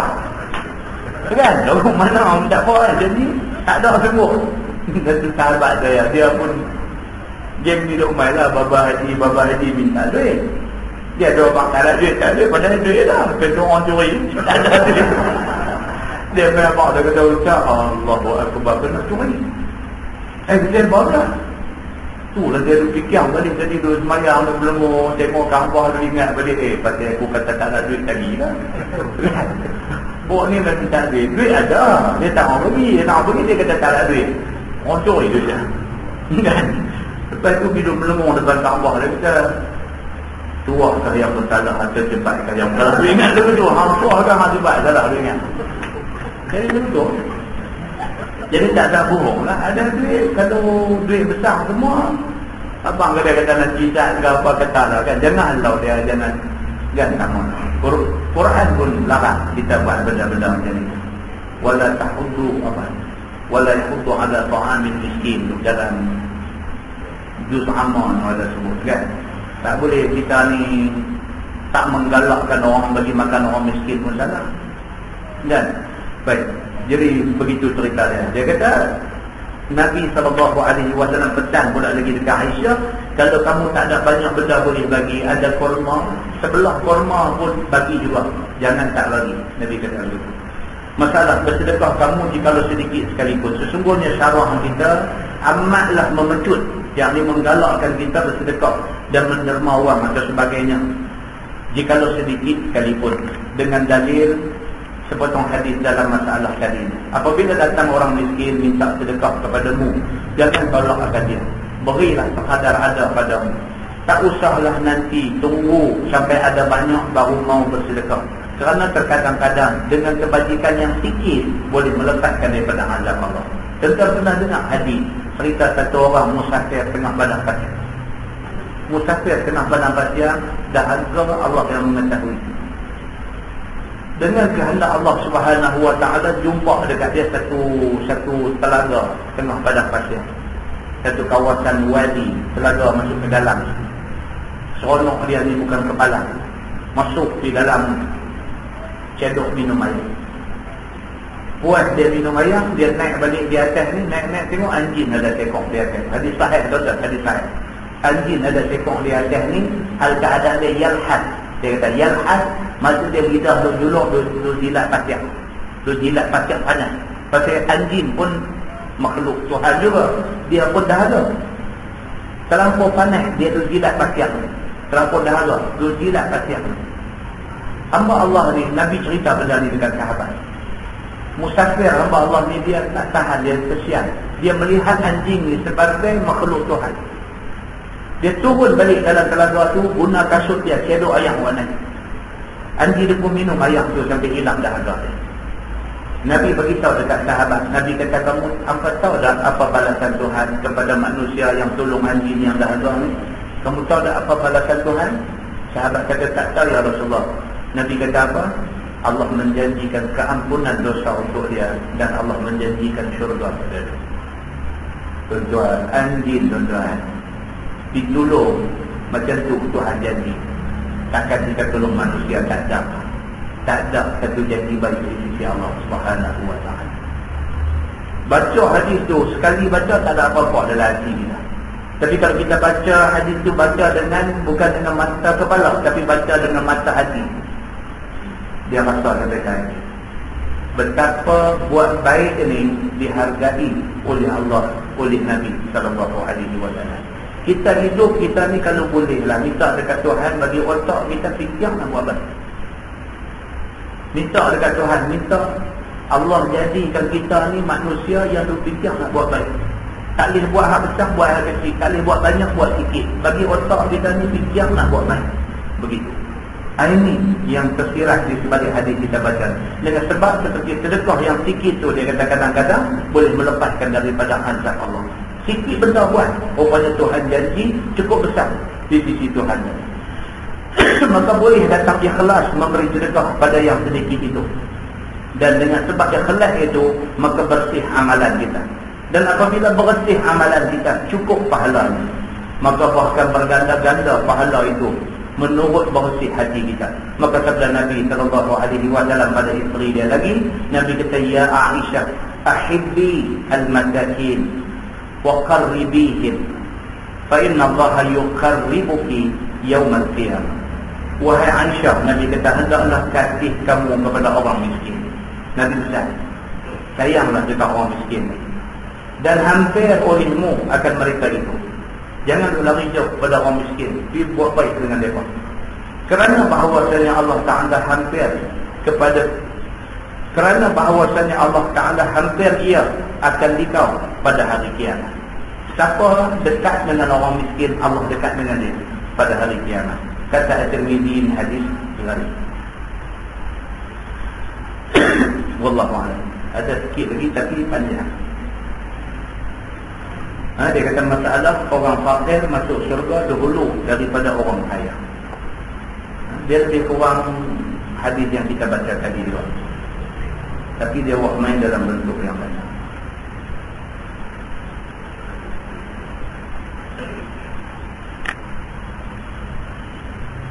Orang fakir miskin masuk syurga dahulu daripada orang kaya. Kenapa habis juga? Jengkai habis kan, bisa mahal 9,000 dan jengkai ya. Kita baca, orang fakir masuk surga dahulu daripada orang kaya. Bahawasanya satu hadis yang datang ini menunjukkan orang fakir masuk surga dulu daripada orang kaya. Ialah satu hadis yang dikeluarkan oleh Imam At-Tirmidzi. Kata dia, an Abi Hurairah radhiyallahu anhu qala qala Rasulullah sallallahu alaihi wasallam, tadkhulul fuqara'ul jannah qabla al-aghniya bi 500 'am nisfi yawm. Maksudnya diriwayatkan oleh seorang sahabat Nabi, nama dia Abu Hurairah radhiyallahu anhu. Nabi SAW bersabda, Nabi kata masuk segala orang fakir miskin itu akan syurga dulu daripada orang kaya 500 tahun. 500 tahun itu ialah sekira-kira sekerat hari di negeri akhirat. Hari di akhirat sama dengan 1000 tahun atas dunia.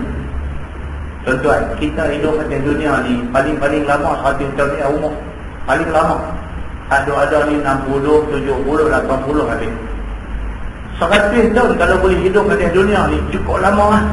Tu pun sampai dah jadi semayang pun tak boleh berdiri lah. Semayang nak kena duduk atas bangku, dia dah jadi macam-macam. Kencing pun tekoh, pipi pancong, ayah kencing tak mau keluar, dia jadi kacau habis dah tu. Nak sampai umur 100 tu pun. 100 tahun hidup kat dunia ni kita rasa lama bukan main.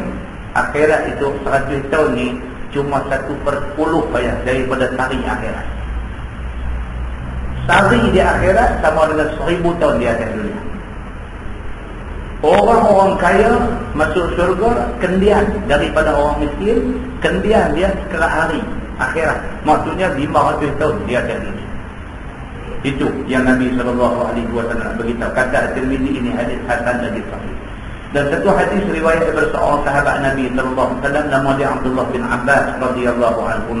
Kata dia, qala Rasulullah sallallahu alaihi wasallam, iltaqa mu'minan ala babil jannah, mu'minun ghani wa mu'minun faqir, kana fi dunya fa udkhila al-faqirul jannah wa hubisa al-ghani ma syaa Allahu an yahbad. Kata dia, sabda Nabi SAW, telah berjumpa dua orang mukmin atas pintu syurga. Satu orang mukmin kaya, satu orang mukmin yang fakir. Adalah kedua-duanya itu masa di dalam dunia. Nabi kata ada dua orang. Dua ni kawan baik masa atas dunia. Seorang mukmin kaya, seorang mukmin miskin. Mereka ni kawan baik masa di atas dunia. Tapi di akhirat itu, masa nak hisab tu, jumpa di sana. Ni member atas dunia ni, dulu duduk sekampung, kawan baik ni, jumpa masa di padang mahsyar. maka dimasukkan yang fakir dalam syurga dan dihabas, yakni ditahan akan orang yang kaya itu selama masa yang dikehendaki Allah. Mereka kawan baik di atas dunia, pergi di padang mahsyar jumpa ni tuan-tuan nasib saja. Macam kita duduk di sini sama, duduk sama-sama, duduk di Matang Buluh sama-sama. Pergi Mekah sekali, pergi tak jumpa. Tak jumpa di sana. Pasal kompleks Masjidil Haram tu besar, kompleks Masjidil Haram tu besar lagi kampung di Pampat Matang Buluh ni. Tapi tak jumpa. Pergi jumpa no kawasan Tanjung Pendang no. Pergi jumpa. Tak boleh cakap. Sama lah dengan di padang mahsyar itu. Pergi ditakdirkan Allah jumpa ni kawan masa di atas dunia ni. Pergi sana jumpa. Yang abang dia tak jumpa, yang adik dia tak jumpa, dia pergi jumpa kawan dia pergi jumpa, sama-sama duk tunggu giliran nak hisab di depan Tuhan. Jumpa di situ. Bila jumpa hak fakir ni, kawan dia yang mukmin, yang miskin ni, hisab terus masuk syurga. Dia ni bila dah masuk syurga, duk tunggu kawan dia jumpa sebelum hisab tadi, duk tunggu ni. Awak dia ni tak masuk lagi, awak dia ni tak masuk lagi, awak dia ni tak masuk lagi. Tadi tengok giliran mana duk patut belakang aku je, tapi awak tak main lagi. Itu cerita hadis ni begitu. Baik, kemudian summa udkhilal jannah falaqiyahul faqir faqala ya akhi madza habatak wallahi laqad habasta hatta khiftu alaik. Kemudian dimasukkan dia, yakni kaya ni, ke dalam syurga. Dah tunggu berapa punya lama dah, barulah hak kaya ni, hak duk beratok belakang dia tadi, barulah kawan ni pula masuk. Allah, dia kata bila nampak kawan ni masuk, lalu berjumpa ia akan tuannya, akan taulannya yang fakir itu. Maka kata taulannya yang fakir itu, ya saudaraku, apa yang menahan kau daripada masuk syurga? Dengan seterusnya. Bila masuk anak miskin ni kata tadi, la ilaha illallah, apa pasal yang hang lambat sangat? Masa tu beratur tadi hang duduk belakang aku aja. Ni aku dah masuk berapa punya lama dah ni, hang baru hari ni masuk. Apa hal yang jadi lambat sangat ni? Demi Allah, kata yang miskin ni, sesungguhnya ditahan orang akan dikau itu berapa lama sampai berasa takut aku atas engkau. Barangkali langsung tak boleh masuk engkau. Hak miskin ni kata apa? Dia kata demi Allah, dia kata aku ni sampai duk ingat kata hang memang tak boleh masuk dah. Tunggu tak mai, tunggu tak mai, dia kata habislah kau ni, dia kata barasan tak masuk syurga dah dia ni. Sampai ingat lagu tu dah, ingat kata tak masuk dah. Fa yaqulu ya akhi inni hubistu ba'daka muhbitan fadhi'an karihan ma wasaltu ilaika hatta sala minni min al-'araq ma law waradahu alfu ba'irin kulluha akalatu hamdin nabat la sabarat anhu rawa. Maka jawab yang kaya ni, mukmin yang kaya ni, wahai saudaraku, sesungguhnya aku kena tahan daripada masuk ke syurga ni, kemudian daripadamu akan sebagai tahan yang sangat uduh, lagi sangat tak disukai. Oh, dia kata aku bukan setakat kena tahan aja, aku cukup leceh lah, cerita cukup leceh. Kalau setakat tahan bagi duk jidong dia tak apa. Ini dengan soal siasat, dengan tak tahu dia kata penahanan yang cukup apa kan. Dia kata ingat aku depa tahan bagi duk jidong dia pangkin saja lah. Oh, 2 pagi depa main gerak, lagi 3 pagi depa main gerak, lagi 4 pagi depa main gerak, aku ambil tak tahu pagi, petang, siang, malam aku kacau. Wah, ingat aku bagus yang ada tidur di dalam lah, dia kata. Aku dah lah masuk syurga lambat, kena tahan dengan segala macam benda tu ada dalam tahanan tu, dia kata. Satu penahanan, dia kata, yang dia sebut di sini, dia kata apa? Muhbitan fadhi'an karihan.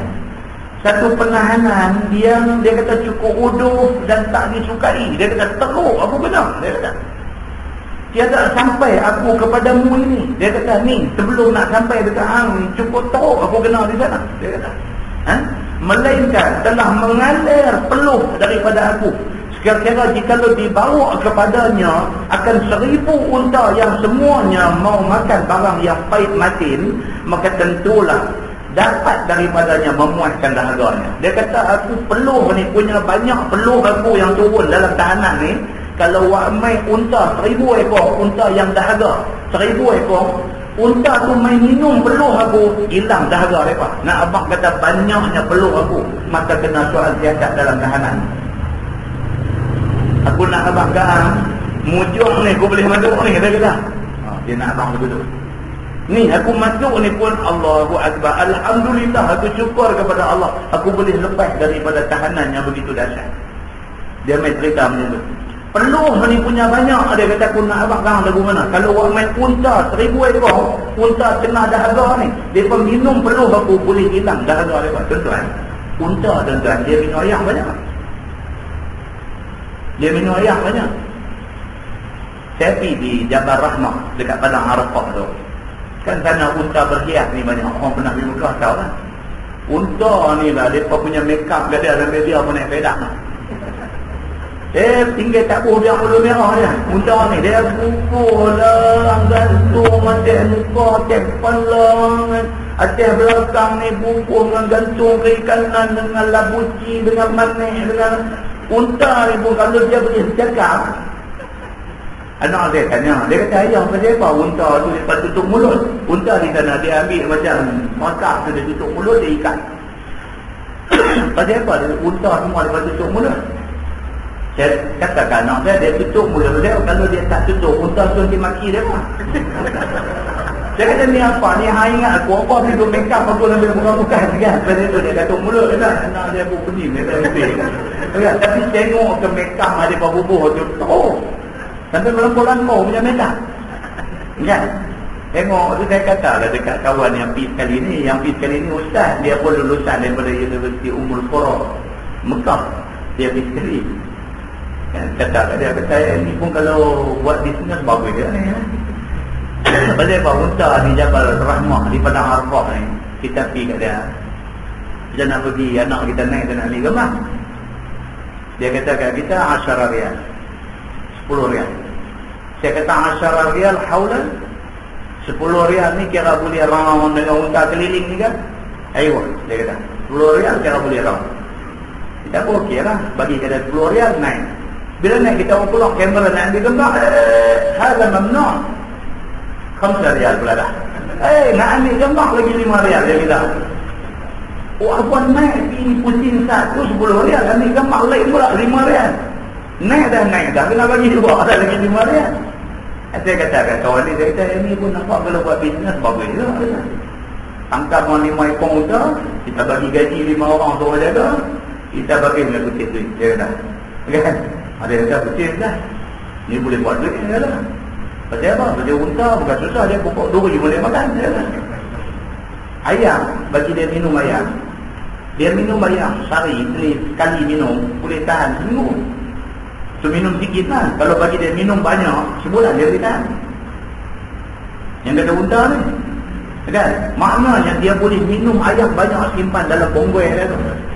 Ni kawan hak kena soal siasat sebelum masuk ni. Dia kata peluh hak turun ni, peluh dia seorang hak turun ni, kalau buat main 1000 ekor unta minum, dia kata dahaga unta ni semua boleh hilang. Peluh aku punya banyak macam tu. Orang yang tahu tentang unta ni, dia baca hadis ni dia faham berapa banyak peluh kau. Tuan-tuan, ni benda agama ni dia berkait. Kalau tidak, Tuhan tak sebut dalam Quran, afala yanzuruna ilal ibil kaifa khuliqat. Pasal apa tak tengok unta, bagaimana Tuhan cipta unta ni. Banyak benda, kalau cerita pasal unta ni banyak benda. Benda yang istimewa yang Tuhan bagi dekat unta tak bagi dekat binatang lain. Kawan ni bagi tahu dekat, dia kata apa? Dia kata aku kena soal siasat sebelum masuk surga ni. Dia kata peluh ni kalau 1000 ekor unta main minum pun hilang dahaga 1000 ekor unta. Banyaknya peluh aku. Diriwayatkan hadis ini oleh Ahmad bin Hanbal, Imam Hanbali, dengan isnad yang baik, lagi isnad yang kuat. Dia kata, wallahu. Lepas ni kita insya-Allah kita masuk bab majah fi ma'isyatin Nabi sallallahu alaihi wasallam. Itu bab yang datang pada menyatakan hadis yang membicarakan hidup Nabi sallallahu alaihi wasallam dalam dunia dengan isteri-isteri dia. Kita sambut maulid Nabi, sangat rugi dan sangat malang bagi kita kalau kita tak tahu betul-betul Nabi hidup macam mana. Isteri-isteri Nabi menjadi isteri Nabi hidup macam mana. Dan hari ini kalau jadi isteri orang besar, hidup senang lenang. Tapi orang besar pun senang lenang, bini dia pun senang sama orang. Tapi menjadi isteri Nabi SAW, adakah istimewa macam mana isteri orang-orang besar hari ini? Kita akan tengok insyaAllah. Diizinkan Allah bulan depan. Bulan depan cuti sekolah. Bulan depan cuti sekolah, insyaAllah kita tengok bulan 7, insyaAllah bulan 7 kita tengok tajuk Fi Ma'isyatin Nabi SAW, cerita tentang hidup Nabi SAW. Lepas habis cerita tentang hidup Nabi, tuan-tuan, kita akan rasa sedih macam mana Nabi hidup susah macam mana. Dan kita akan tengok bagaimana isteri Nabi Aisyah radhiyallahu anha, isteri Nabi. Nabi dah wafat dah. Nabi dah wafat sekian lama dah. Dia masih lagi dalam kesedihan. Bila orang bawa main makanan depan dia, dia tak boleh makan. Air mata dia keluar. Aisyah isteri Nabi. Orang bawa main makanan depan dia, dia nak makan tak boleh. Air mata keluar. Orang tanya dia kata apa? Dia kata aku tak boleh nak makan. Dia kata kerana aku tak boleh lupa hidup aku dengan Nabi SAW. Aku tak boleh lupa mengenangkan hidup aku sebagai isteri Nabi SAW, dan bagaimana hidup Nabi, manusia yang hampa semua sayang kasih ni, hampa tak tahu Nabi hidup macam mana dalam rumah dia. Kita akan baca apa dia benda yang menyebabkan Aisyah sampai jatuh air mata nak makan tak boleh. Kita akan tengok insyaAllah. Kemudian kita akan tengok selepas daripada itu Fi Ma'isyati Ashabin Nabi SAW, cerita tentang kehidupan sahabat-sahabat Nabi SAW. Kalau Nabi macam tu, isteri Nabi, keluarga Nabi macam tu, sahabat Nabi macam mana? Kita nak tengok insyaAllah. Allah panjang umur kita, bagi kesihatan dekat kita. Kita insyaAllah kita akan tengok hadis-hadis ni, yang tujuan dia tidak lain tidak bukan untuk kita jadikan panduan hidup kita. Kat mana kita boleh ikut Nabi, kita cuba untuk ikut. Kita tak terdaya nak buat semua atas kelemahan kita sebagai manusia. Tapi dekat mana boleh buat, cuba untuk buat. Cuba untuk buat yang terbaik itu adalah yang terbaik. Mudah-mudahan Allah SWT bantu kita, mudahkan kita nak meneruskan jalan agama ini, supaya mati kita mati beriman kepada Allah SWT. Wallahu a'lam. Kita tangguh dengan sabda kafarah dan surah Al-Nas. Subhanallah. Stop. Bismillahirrahmanirrahim.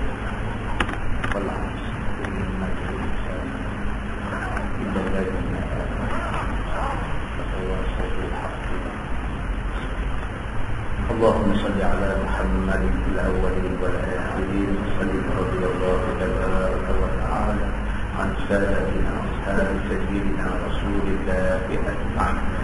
بسم الله الرحمن الرحيم. الحمد لله رب العالمين حمدا يوافي نعمه ويكافئ مزيدا. يا ربنا لك الحمد كما ينبغي بجلال وجهك الكريم وعظيم سلطانك. رضينا بالله ربا وبالإسلام دينا وبمحمد نبيا ورسولا. اللهم افتح علينا فتوح العارفين وارزقنا فهم النبيين بجاه خاتم المرسلين. اللهم فقهنا في الدين وعلمنا التأويل واهدنا صراطك المستقيم.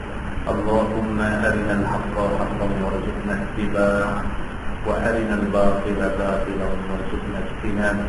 اللهم اجعل جمعنا جمعا مرحوما وتفرقنا من بعده تفرقا معصوما. وصلى الله على محمد وعلى آله وصحبه وسلم والحمد لله رب العالمين. السلام عليكم.